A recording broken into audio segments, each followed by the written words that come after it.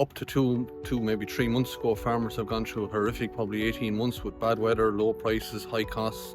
So look, it's a reprieve, but like what we really need, we've a new budget being formed as we speak here, or sorry, new government being formed as we speak here, and like there's been a huge amount of promises made by all parties from all angles, and we really need to see a programme from government that's really going to secure the future of agriculture and bring agricultural incomes up to comparable levels with other sectors. A lot of big talking points today. I'm sure that one of them might be TB, because we obviously have Brendan Gleeson from the Department of Agriculture addressing members here today, and that's a big cause for concern around the country, Dennis. Absolutely. Like TB have gone to record levels in the past 2 or 3 years. It's completely gone out of control. Our members are really at our area and regional meetings for the past number of months. It's the number one issue out there almost.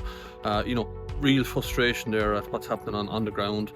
No real new science coming on board, no real new testing regime, no real answers, no real solutions to this. So we really need to get into a science-based results and analyse where TB is coming from, how is it spreading, and then put a plan in place to eliminate TB if we can, or at least reduce the numbers, because it's such a frustration for farmers. We're also due to hear from Board BIA today. Obviously we're going to be looking at the milk markets and the outlook for milk, but there is of course discussions going on all the time about the overhaul of the quality assurance scheme, and of course for milk producers that'll be the STAS and what that's going to look like into the future. And of course there are concerns about what the ask will be of farmers. Yeah, I mean, look, at the Board BIA, I suppose the STAS, that puts huge pressure on farmers when they've an inspection coming up.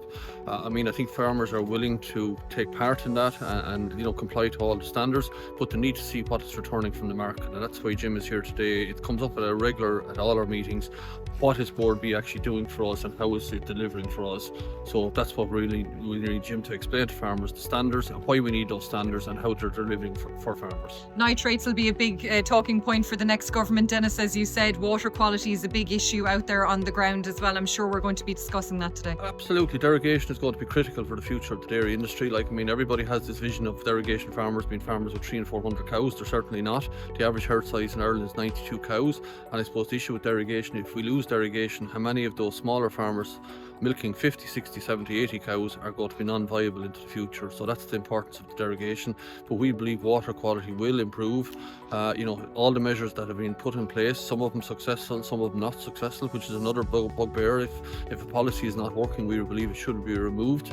But we believe that water quality will show improvement and the derogation can be retained. Very finally, you obviously mentioned that we're going to have a new government hopefully in the coming weeks and months ahead, Dennis, and looking to maybe a more European stage for that, the CAP budget, and of course Mercosur are big challenges facing Irish farmers on the horizon. Well, Mercosur is huge. It's kind of the litmus test for our own government and for the European Parliament at this point in time. If we allow beef or any meat or food of a different standard to enter the EU, it's really questioning why have we all these standards within the EU and then we allow lesser standard product coming from outside the EU. So it's really a litmus test. It's going to be a judgment day for the EU Commission.